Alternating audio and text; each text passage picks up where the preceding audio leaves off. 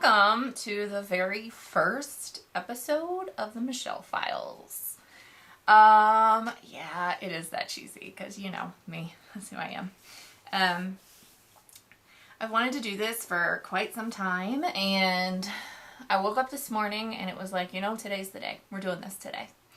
I do want to forewarn you that I am currently filming in my craft room, aka the cat room. So if you hear anything super weird or see a tail walk by the screen, it's totally my cat. So we just gonna roll with that. She's currently allowing me to be in her space, so anyhow, so this is something I've wanted to start for a while, and I didn't quite know how I was going to approach it, and it's still kind of a work in progress, so let's see how it works out. But I was thinking this morning, I was having my coffee with Jesus, as I usually do, in my cute bunny mug, and I was going through my scripture and watching some of the videos I watch in the mornings, and it just really hit me that it was time for me to be here and to say some things and see where this goes. Because right now, obviously, a lot of us are dealing with change that we didn't ask for. And when we have what's going on right now, we've got this sudden change. We've also got losses that are happening. And not necessarily just the losses from the deaths, because, all things considered, the death toll is significant, but it's fairly small compared to other things. So I'm not really focusing it on the death of persons, but of course that's always a relevant discussion that I am willing to have. But we're losing a lot of things right now. And I'm here to tell you that it's okay and will be okay, and hopefully share with you some healthy coping mechanisms and just kind of reminders that you're okay. It's okay to feel this way. However, it's important for us to find our center and ways to cope with the mounds of fear and anxiety that are all around us, and it's very hard to keep that from getting in us. And I experienced that firsthand on Thursday. I will tell you, Thursday, I was just like, by the time I got home from, dealing with all the anxiety, classrooms full of anxiety, coworkers full of anxiety, all the emails with anxiety, all the Facebook, I was just like, I am done. I cannot handle any more anxiety. I know right now I am feeling anxious, and it's probably like this much mine, this much everybody else's, because that's the person that I am. That's what happens to me. And so anyhow, I'm like, Thursday night, I could have just, if anybody said anything else to me about the coronavirus, I was going to punch them in the face. That was totally what was going to happen. So luckily, the roommate was already in bed, and nobody was coming, in front of my face, because I've been lifting weights. I can hit harder than I used to. So there's that. But anyhow, so I understand, believe me, if you weren't feeling any of this stuff, even a little bit, I get it. It's intense out there. And so we have to find ways to help us find our peace in here. Now, there are, for me, a lot of that is my faith, but God knows that we are physical creatures, and with that, we have mental faculties, and we've got physical needs, and we've got all these other pieces of us as a person, and He's aware of that. And because of that, that's where it's also important for us to learn the healthy coping mechanisms we need to help us remain in that center. Trusting God and trusting, that things will truly be okay is something that is part faith, part reason, and they work together.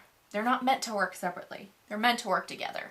So hopefully I'll throw out some of my faith and I'll give you some reason, and maybe we'll be able to come together and be able to cope with this huge change. So I think for me, I had another one of those like taps on the shoulders from Jesus last week.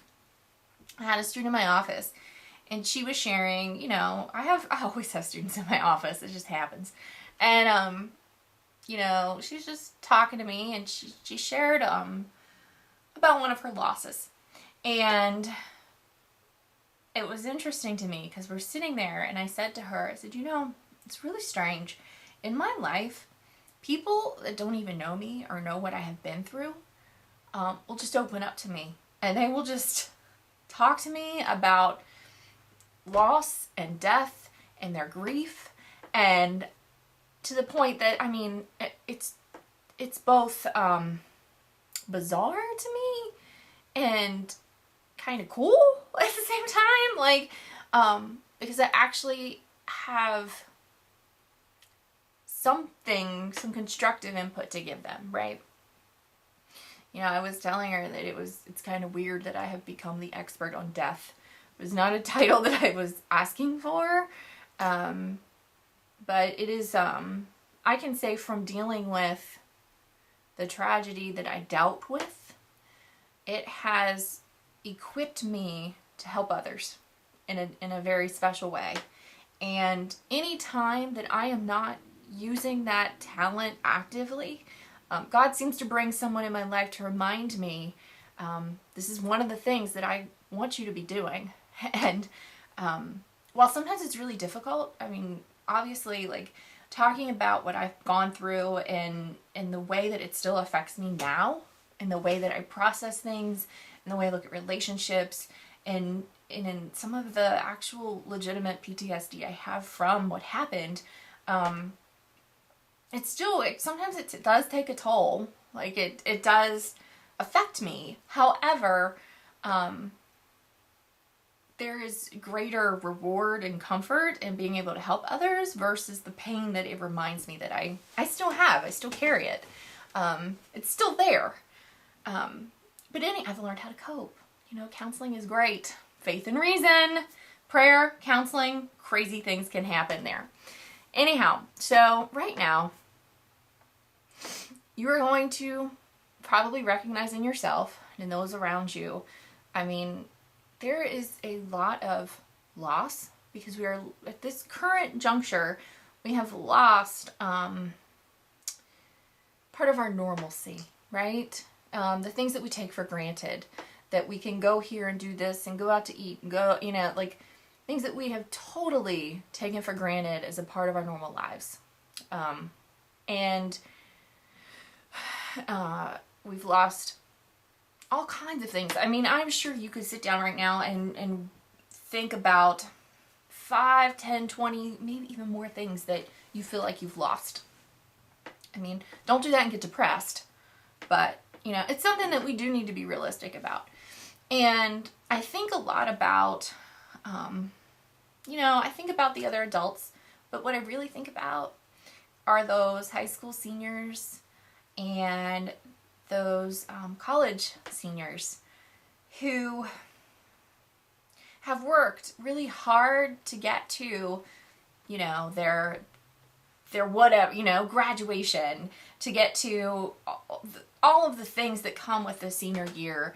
And even those younger that are dealing with how this has changed all their social activities and their friendships and things like that. And, you know, for me,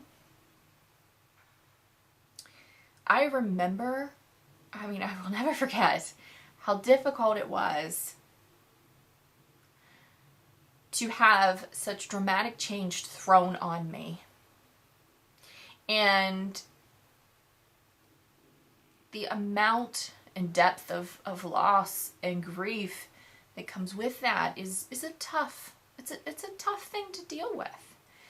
And it's really important that we are being compassionate, that we are being kind, and that we are still making the effort to connect, that we are still reaching out and doing our best to help one another through all of this. Yeah, we all got our own bag of crap, right? That's no different from any other day. Like, we all have our personal challenges, our personal crosses, right? But that doesn't mean that we can't be there for other people. And if this coronavirus has taught us anything, I hope that one of the things it has taught us is that, I mean, not that hand washing is important, because obviously, but anyhow, but, and also, we aren't going to get started on the TP crisis of 2020. Just not going to go there yet. We'll talk about that later when we talk about fear and anxiety. But anyhow, I think one of the things that's really should have put full force into our face is how much we are connected. Globally, we are so connected.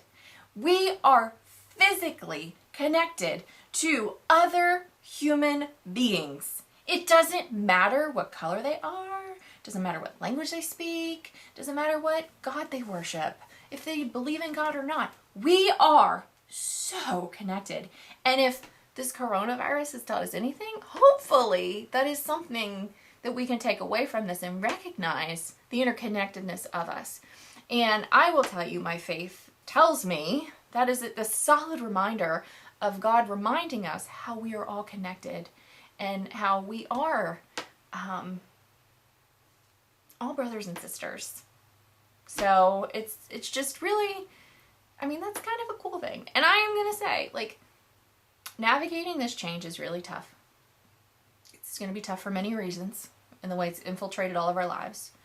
And it's going to be tough because for some people, this is the most dramatic thing they've ever had to deal with in their lives. And so right now, I'm specifically thinking of those people who this is their first true, serious interaction with the real world, with adulthood, with whatever you want to call it. Truly, because I know for me that morning that Chris died, it was business as usual, right? I got up, got ready for work. He was up, doing his thing, left for the day. And when I left my house that day, my life changed. And I had no idea. I had no idea that from morning to night, I would bear witness, play a role in, be a part of such a dramatic change in my life that I didn't ask for, that the people around me didn't ask for, that I would be in a place where, you know, my loved ones, for the first time probably in my entire life, were truly unable to help me with something. They were truly unable to fix it. And that's a tough realization that another human being cannot fix what we've been raised to believe. You know, I remember my mom, she still says this, but it's very difficult for her when she can't fix my problems. Because think about it, growing up, that's what you do as a parent. You do whatever you can to help your child fix the problems you can help them fix. Teach them how to do it themselves and help them. But something as dramatic as the sudden death of your husband, or the sudden life change that has been thrust on so many of us right now, is tough, because we can't change that. We can't fix that. However, we do have the ability to change, and we do have the ability to grow, and we do have the ability to cope, and we do have the ability to take care of ourselves, to take care of the ones we love, not only by making sure they have the actual needs met, their basic needs of food, and apparently toilet paper is a huge basic need. I was not so aware of. But anyhow, joking aside, that we are able to meet these basic needs, and just as importantly as those basic needs there, we need to be looking at how we learn and teach each other how to find our peace in this, how to look at the situation and remember that things will change. This is temporary, but we need to do our part in this, whatever that may be. And I think one of the things that I'm feeling called to do right now is to talk about our feelings and to talk about how we navigate this. I mean, we are going to go through a plethora of emotions, and we are going to be stuck either, as our medical professionals are, with people who are sick or experiencing all these things when they are already overworked and highly susceptible to things, or we're going to be stuck in a house with our roommates, our family, whatever the case may be, and we're all going to be dealing with our own emotional situations. We're all going to be dealing with our own personal stresses, and it's going to be how we look at one another and say, okay, look, we need to really figure out what the root of why you're acting this way is. We need to figure out what truly is the root and how we can do something about it. So I'm here to share all the things I know about loss and grief and anxiety and fear, and to also share all of the knowledge that I gain and wisdom I gain from Jesus and from my amazing counselor, because there's going to be a lot of internal demons, I think, are going to rise up in people. I think we've already seen some of that. And we really need to be able to say, okay, this is truth, this is fear. And we need to be able to say, okay, this I can't control, this I can control. And we need to find a place of acceptance. And truly, it is going to be the whole grieving process, the depression that can set in, the anger, the bargaining, all of the pieces of that grieving process that we're going to be going through. And it's going to be fluid, and we don't know when it's going to end. And we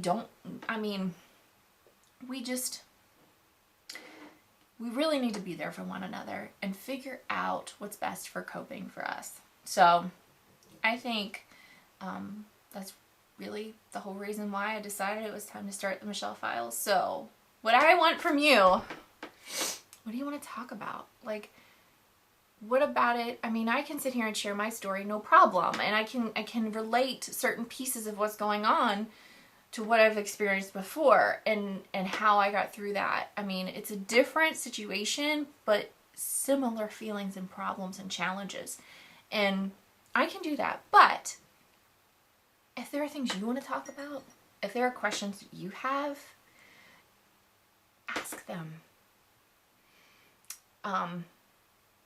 That will help me to be able to help you and produce something that is actually worthwhile and not just me rambling and giving me an excuse to do my hair and makeup every day when I don't really have to right now. So there's that. So yeah, like, comment, message, whatever, all the ways. Throw me your questions. Maybe there's just things you want to share. So, and you never know, whatever you share may inspire me and remind me to talk about something. So, let's start this journey into